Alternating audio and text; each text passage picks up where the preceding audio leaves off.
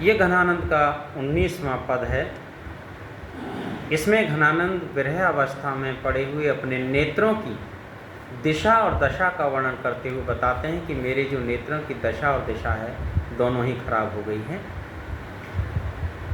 देखिए, आँख जो न देख तो कहाँ है कछु देखती, ये ऐसी दुख हाइनी की दशा आए देखिए। प्राणने के प्यारे जाने रूप उजियारे, बिना निर्मल मिलन तिहारे इन्हें कौन लेखे लेखिए। मिलन तिहारे इन्हें कौन लेखे लेखिए। नीर न्यारे मीने ओ चकोरो चंदहीन हूते, अति ही अधीन दीन गति मत पेखिए।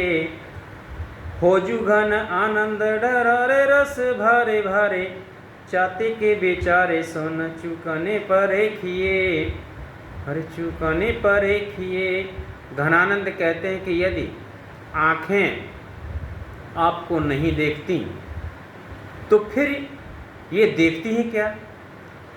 एक प्रश्न करते हैं कि आँखों का काम देखना है, कुछ न कुछ तो देखेंगी। अगर आपको नहीं देखती तो देखती क्या? आपको न देखकर इन आँखों को कोई दूसरा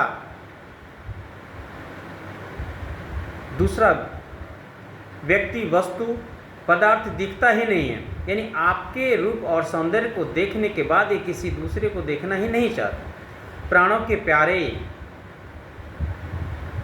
हे सुजान, तुम्हारे मिलन के बिना इनकी सारी बात अधूरी है।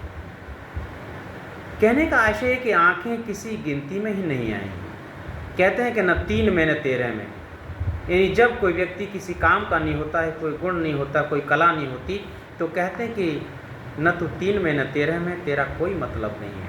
तो घनानंद कहते हैं कि आँखें अगर सुजान तुम्हारे सौंदर्य को नहीं देखती तो इन आँखों की संसार में कोई कीमत नहीं थी, कोई वैल्यू नहीं थी। उनका होना न होना एक जैसा ही था।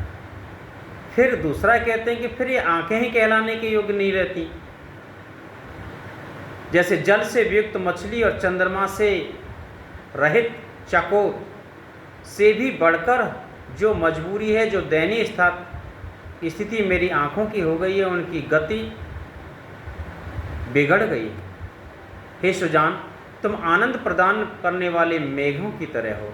जैसे मेघ सूखी हुई धरती को आनंद प्रदान करते हैं, ऐसे ही तुम मेरी प्रतीक्षा में, इंतजार में तरसती हुई आँखों को सुकून प्रदान करोगी। हे सुजान, तुम आनंद देने वाली हो।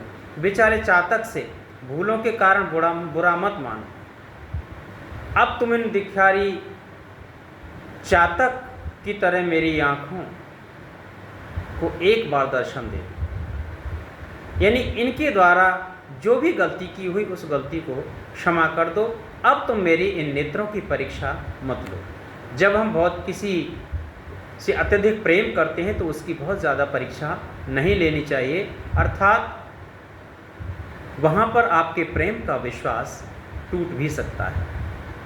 तो घनानंद कहते हैं कि मेरी आँखें हैं, इनकी जो दशा और दिशा है वो बहुत दयनीय हो गई है। आप सोच लीजिए, आँखों की ये दशा है तो मेरे मन और तन की क्या दशा होगी, इससे अंदाज़ा लगाना आसान है।